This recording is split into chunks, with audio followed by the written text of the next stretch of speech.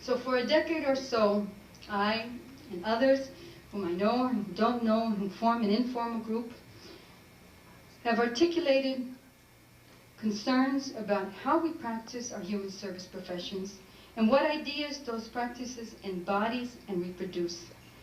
A particular concern was the degree to which psychology, psychiatry, social work, counseling, etc., that we had studied emerged from a positivistic paradigm of domination inconsistent with the needs and realities of our people. And many people who studied didn't even know that those were positivistic paradigms. They didn't even get to figure out what that meant, which is worse. Okay? Another prevalent concern was how social structures affected individual subjectivity, individual subjective expression. Another issue was the degree to which social inequities became privatized forms of social emotional expressions in the distress of many of the people whom sought our help, and to what degree we were not but only seeing the chronified face of long-standing oppression. Further, questions such as, what intervention would be useful given this understanding? How should our therapeutic and community practice look like under these concerns?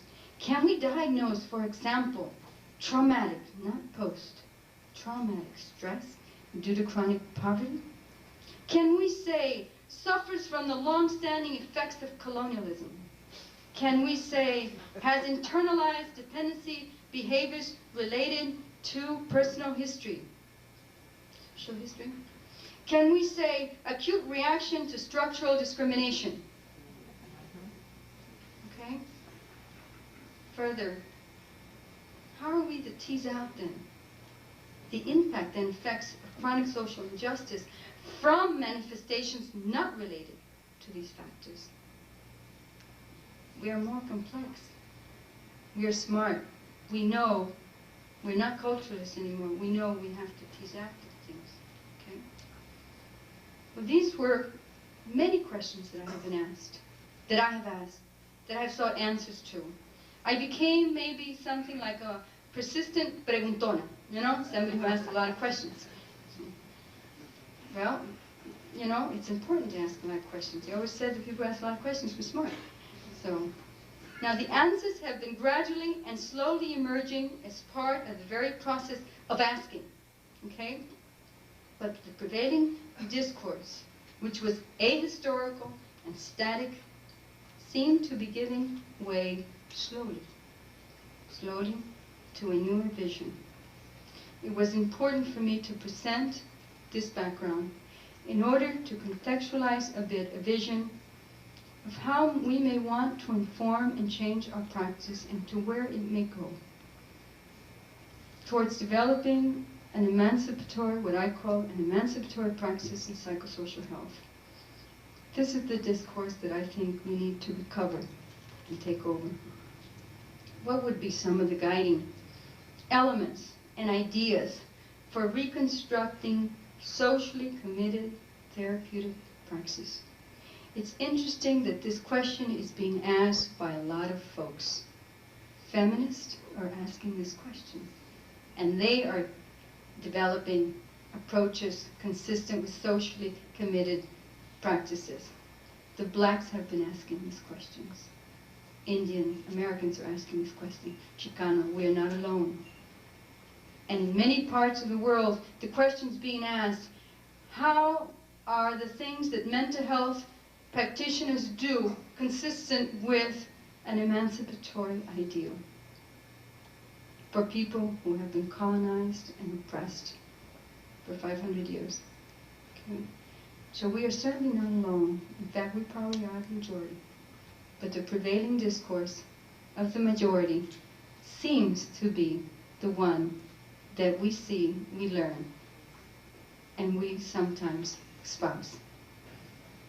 You know, I had written a series of things, but I decided that there was three key things I wanted to really drive in on, that I thought.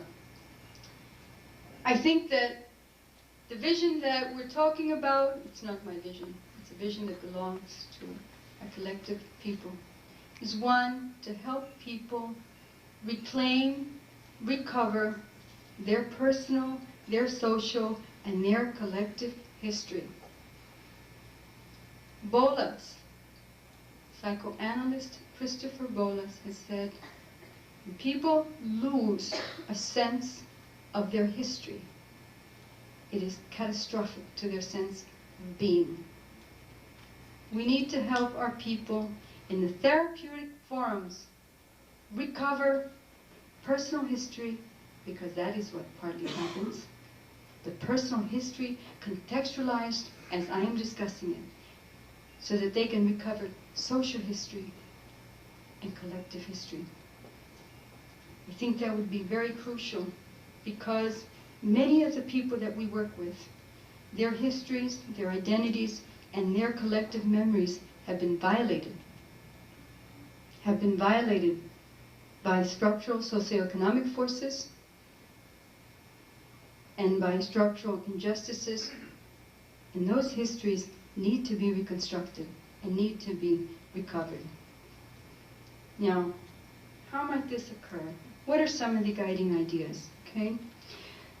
This space has to be participatory. You know, we cannot pretend as practitioners, as therapists, analysts, we cannot pretend to know how to carry on lots of things. Years ago, I used to speak about the need to help person help you, to do what I was calling empathic investigative inquiries for family diagnosing, family assessment, to involve the families totally, you know, in that process of reconstructing their history, through reconstructing together the family genogram, and from there on, with family pictures, understanding what is not from a distance point of view, but with a very engaged. Now, from there emerged a very interesting concept that has been put into practice in Puerto Rico, of all places. Not in the United States. The vanguard was over someplace else. And it's very curious. It's the notion of how should we call our people, okay? If we agreed for years that the medical model, okay, espoused theories of enfermedad, sickness, and we did not agree that what we saw was sickness, okay, why do we continue to use the term patient? If we believe that. No, everybody has to believe that. Okay? On the other hand, if we think that people